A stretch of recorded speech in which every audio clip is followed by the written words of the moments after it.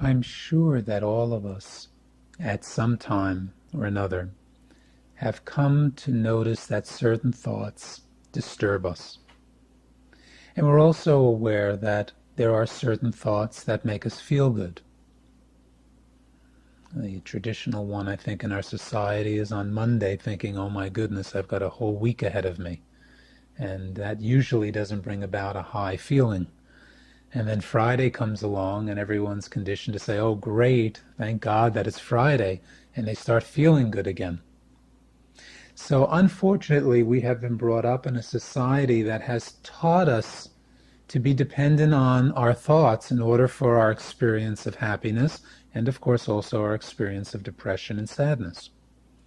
So for most people, the contents of their mind determines how they feel, determines how they experience life.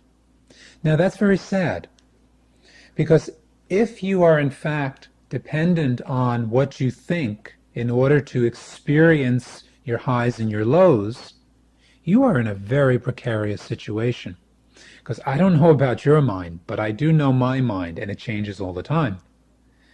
The nature of the mind is to think. And that's why for some people when they begin meditation, and they may get a meditation teacher that says to them, well, in order to meditate, you have to stop your mind from thinking, which is the most impossible thing. There has never been a meditator ever that could stop their mind, because the mind is designed to think. It's what it does. We kid about it often, and we'll say, imagine telling your little 2-year-old that you should be quiet and sit and meditate. Well, it's not the nature of the 2-year-old to sit and meditate. It's their nature to play and run and explore and have a great time in the world. So unless you have come to know that you are not the mind, that you are a conscious being who uses the mind in order to express yourself and in order to communicate, gather information. Unless you know that, then what happens is you're going to be going on a roller coaster ride called life. And you won't have any control over it. One moment you're happy because you have happy thoughts in your mind. The next moment you're unhappy because some unhappy thoughts just happen to roll into the mind. So this philosophy and this practice is extremely important for every human being, because it's very important that you know your power. It's extremely important that you begin to recognize who you are truly or essentially. And then your relationship with your mind will change dramatically. There's a way of explaining this that might help you understand what I'm saying. If you understand how a projector works, okay, so a projector, if I can simplify it, is a box that has a light in it. And then there's some film that passes over the light. The light passing through the film then projects out onto the screen a movie. Now, the consciousness that we've been talking about, or the awareness that you are, that part of you that was observing your breath and observing your mind in the exercise we did on the other side of the tape, that's the light. So that would be represented by the light bulb in that box. Now the film that passes in front of the light, that would be your mind. When the light goes through the film, it then projects the film out onto a screen. That becomes your life. That becomes your relationships, your interactions. That's the world. So that's your interactions in the world. Now, depending on the film that's passing in front of the light, pretty much that's going to determine what's projected out there. I mean, that's understandable. If you have a film on which says, I'm not a good person, well, that conscious light, which is unaffected by that particular thought or that film, but yet the light passes through that film and it becomes, I'm not a happy person. And then next thing you know, you're living in the world and you're finding that all your interactions are creating problems for you and you're not a happy person. And we know that people who don't believe in themselves tend not to perform very well. People who don't feel that they're special and that they're a loving, kind person tend to be gossipy and mean and tend not to be a kind, loving person. So the contents of the mind get projected out into the world due to the force of the light. So the consciousness, the awareness that you are, when it enters into the mind, if it can remain aware of who it is, it can then activate thoughts and perceptions which will always create harmony and peace for you. Now, for the person who does not yet know who they are, for the person that believes they are the mind, the different thoughts that pass in front of them, they'll automatically believe those thoughts. For that person, I say, please stop for a moment and question, why should I believe this thought? If you have a thought that you're not a good person, why should you believe that? It's just a thought. It's not the truth. That's what I would tell this person. Of course, they might fight against me, and they may say, no, no, no, no, I'm not a good person. And I'll say, why? And they'll say, because look at all the things I've done in my life. And I'll say, well, if you have that thought, and if you project that thought out into the world, well, probably that's why you've done those things. But you are that light. You are that conscious being. You are that immortal, blissful being. You are the knower self or the observer self. And the contents of the mind is not who you are. So don't believe that thought. Don't believe the thought that you're not a good person. Step back from it. You're the observer of that thought, and that's not the truth. So the first step in beginning to recognize that the mind is not who you are, and you don't have to believe the thoughts that are in your mind. And I want you to really know that. That's important. Just because you think something, it doesn't mean it's true. Just because you perceive something, it doesn't mean it's true. So we joke about the person who's been drinking and sees the pink elephants. But that person sees pink elephants. Please know that. They're not making it up. They're seeing a pink elephant. Why? Because in their mind, that thought exists, and that's what they see. That's what they feel. So because you're thinking a thought, the first step is step back from that thought. Who is it that's observing the thought? That's the most important point that I can share with you. Who is it that knows you're unhappy? Who is it that knows that you're feeling a certain way? And as soon as you get used to thinking this way, after you've listened to the tape a few times, you begin to contemplate this point.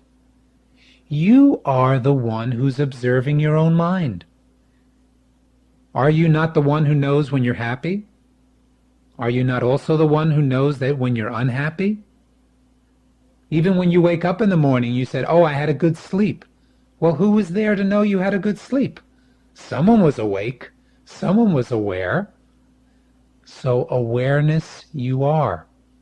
And that aware person that you are needs to be present whenever there's a thought in your mind.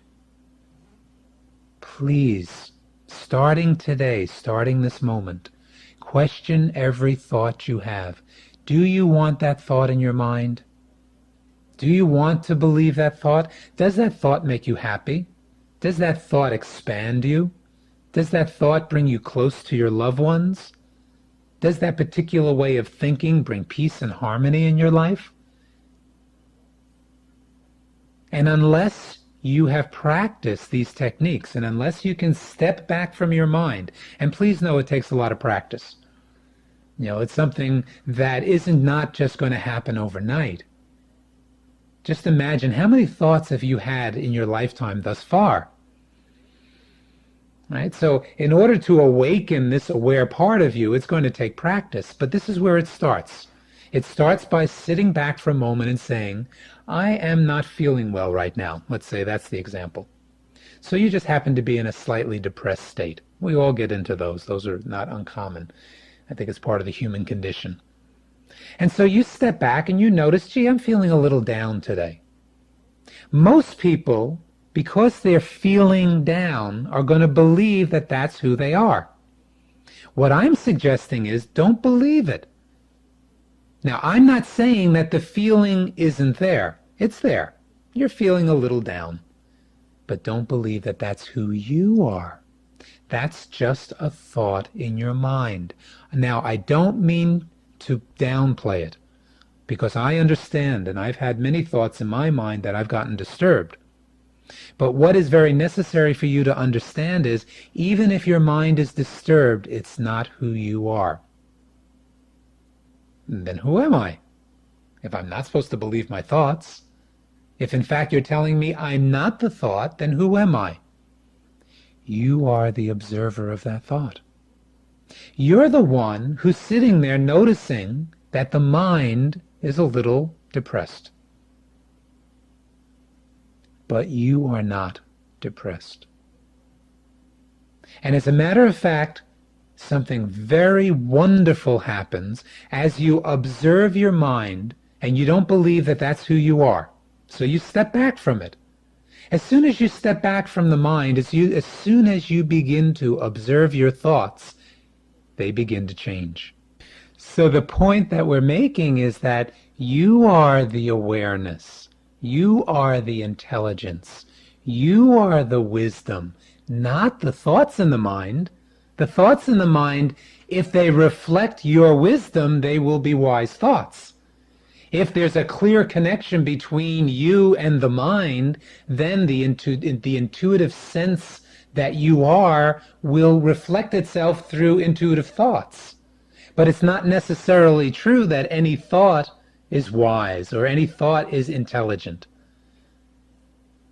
So as you become more aware that your mind is an instrument and a vehicle that you're using, as you begin to see that it's just a film that's placed in front of the projector's light, and that's what's being projected out in the world, as soon as you recognize that, you can then direct the different thoughts, believe the thoughts that do reflect the wisdom of your own higher self, and you can step back from the thoughts that you know do not reflect it, and you don't have to believe those thoughts.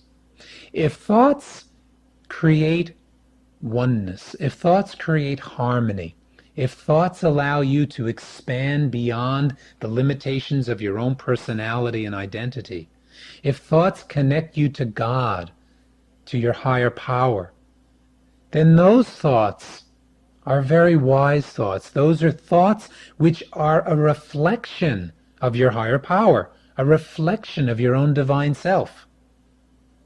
Those are the thoughts that are going to create oneness for you. They're wonderful.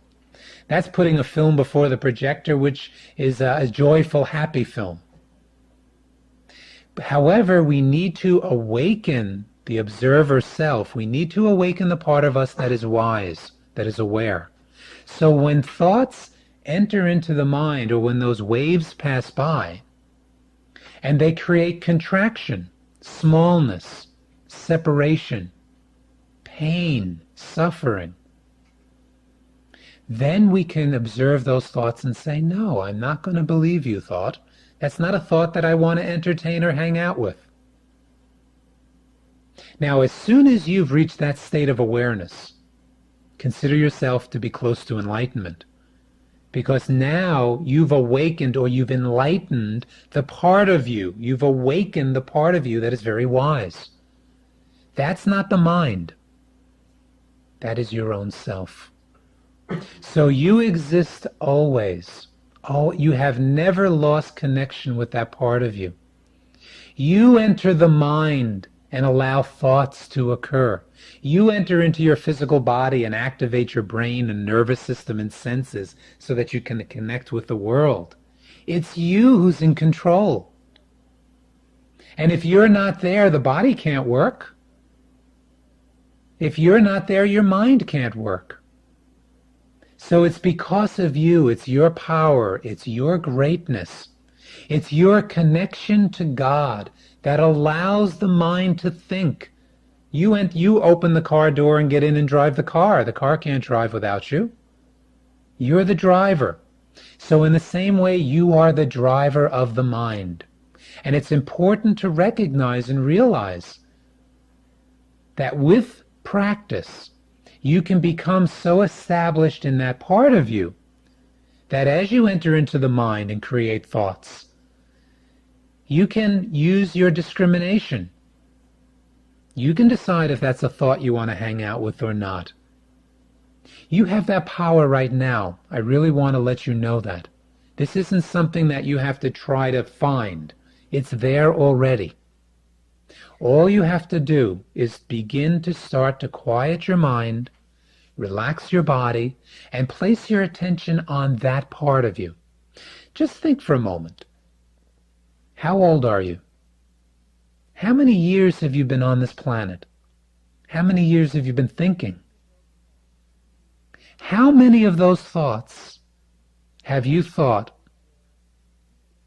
from a place where you were just observing them and noticing them? How many times have you just sat back and observed your thoughts? Probably not that often.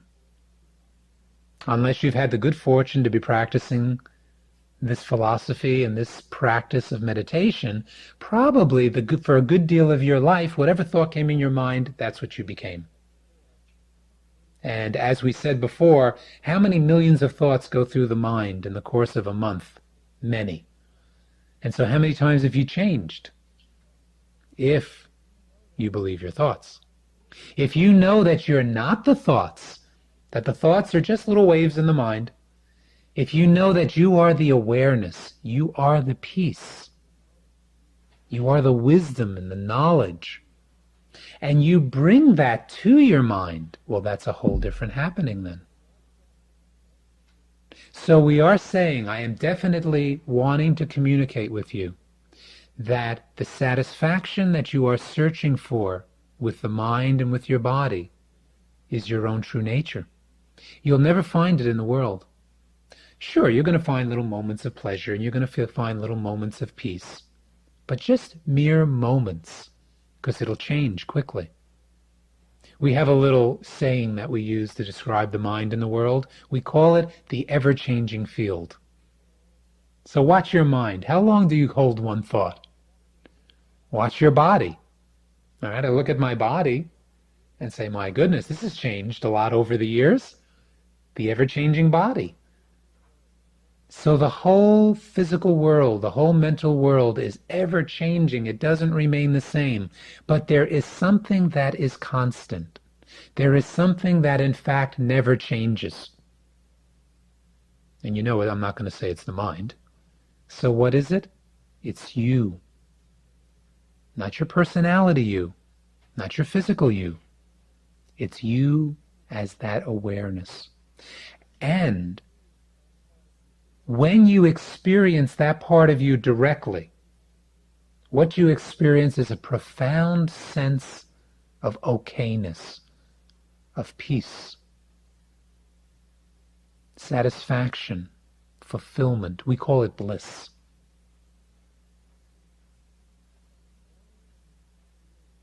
So in order to experience that bliss,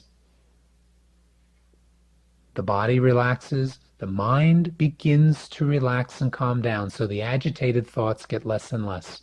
And you place in that mind positive thoughts. Positive thoughts calm the mind. A calm mind becomes a clear reflection of that blissful and peaceful self. And that's why every time that your mind is calm, you begin to experience a state of peace or satisfaction. It's not that the mind is satisfied, because the mind is a thought field, remember, and it's going to be thinking and changing all the time. But it will be because it reflects clearly who you are.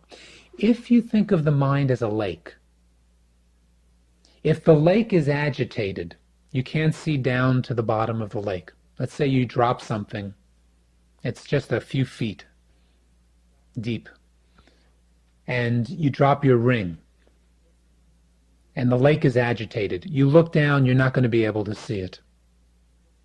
But if the lake gets calm, then you're going to be able to look down through the lake and look down and find what you've been looking for. In the same way, when you begin to practice meditation, relaxation, as you begin to learn how to calm the mind, when you learn not to believe the thoughts that agitate you, when you begin to realize that you are much more than the thoughts in your mind, then the lake of the mind becomes calm. And as that lake of the mind becomes calm, you begin to experience who you are. And you are an aware being. Your mind changes, but you never change. That's why you can remember yourself as a child, because you were there with that small little body and with that developing little mind. You were present. And that's why when you were a youngster, you can remember a body a little bit bigger and a mind that was thinking in a different way, because it was the same you. It was the same awareness. And even now, this many years old, with how many thoughts logged behind you in your lifetime, you still exist. Your body has changed. Your beliefs, your ideas, your thoughts have changed daily, minute by minute. But you have never changed. I knew a woman, 90 years old, and she said something to me that touched my heart. This was many years ago when she said it. She said, I look down at this body, and it's hard to believe, because I haven't changed. And she said, I look at the beliefs, and I used to be a Democrat, and now I'm a Republican, and I used to like this food, and now I like that food. She said, on that level, my mind has changed, but yet I'm still here. And I have a sense of myself as being unchanging. Well, I just loved sitting next to that woman because it was so beautiful. And now I understand why. You are that conscious being. You are never born. Your body's born. You never die. The body dies, this we know. Thoughts are born, thoughts die, they come and go all the time. But there is a part of us that is unchanging, peaceful, clear. It's the part of us that is always connected to God. It is the part of us that is aware and expanded. It's the part of us that when we look into someone else's eyes, we see that this is my brother, this is my sister. It's the part of us that gives us the experience which we'll call oneness or harmony or union.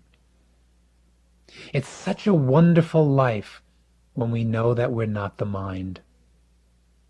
It's such a fearless life when we know that we're not the body. It's hard to name what that is. It's easy to say, not the body, not the mind. The words really don't describe what it is, so I'm asking you now to get in touch with it, because each of us knows it. We know that there is a part of us which is free. We know there's a part of us which is always in a state of expanded blissfulness, satisfaction and fulfillment. That's the part of us we have to place the attention on. And when we're established in that part of us, we then look at this mind and say, oh my goodness, look at this mind. Look at this thought. Where did that come from? And we no longer believe a thought just because it's passing across the screen of the mind. We now are living our life from an awakened place, from an aware place. We can look at that mind and chuckle about it. I once worked with a person, and I was doing some meditation and relaxation work with this man because he was very disturbed. And through the course of our meditation work, he said to me, I have thoughts of committing suicide all the time.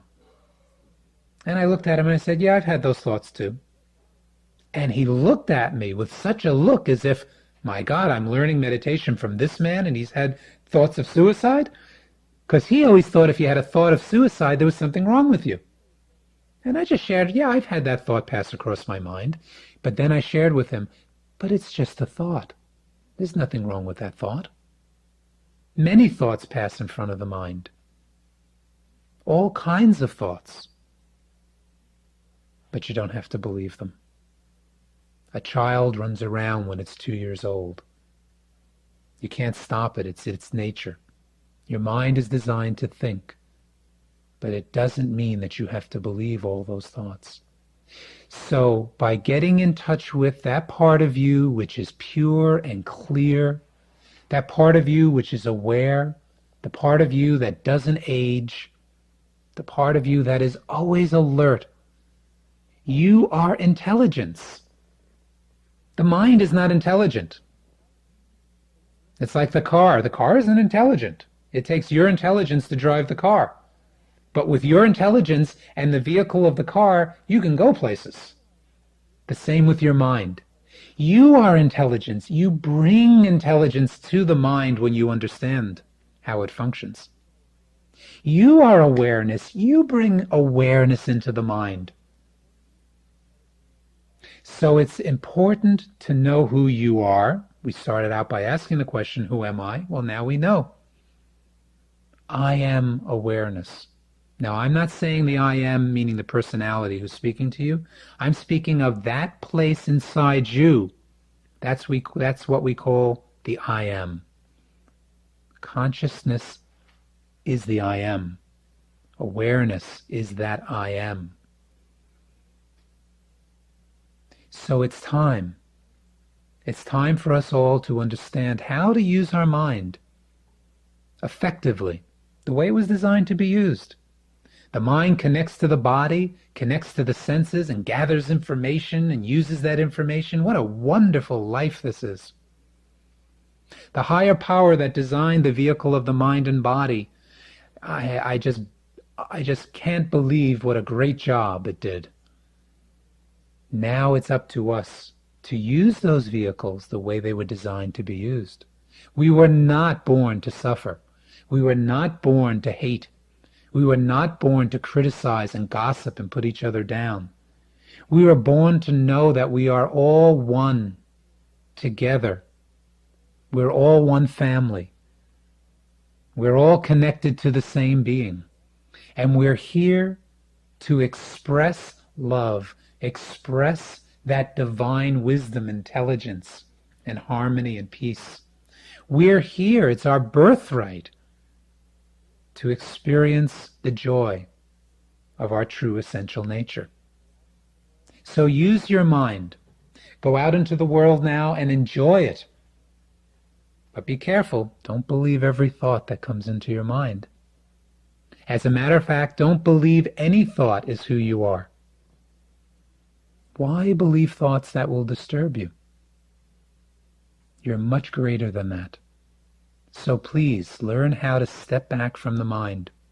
Learn how to meditate. Learn how to get in touch with the part of you that is aware and awake all the time, no matter what the contents of the mind might be. You might lose a friend and your mind will be sad. Well, that's normal. But you will know that you're not the sadness, that the sadness is just a happening in your mind. And if you have a thought that is condemning, it's just a thought. You don't have to believe it. If you have a thought that someone doesn't like you, you don't have to believe that thought and suffer. You can change it. You are the master. You are the one who is in control of the mind. It does take practice, no doubt about that. But take the time, please. Take the time to quiet your mind many times during the day. Take a few minutes. Sit quietly, breathe deeply, learn some relaxation techniques. And then as the mind gets quiet, just take a look at who is the one who's sitting there inside you, complete and fulfilled, aware and alert. And you'll find that it's you. You are that one. And take the time to spend time with that part of you. And I know then that your relationship with your mind will change dramatically. Your relationship with the entire world will change dramatically because you will bring the wisdom and the clarity and the love that you are into your life. Thank you.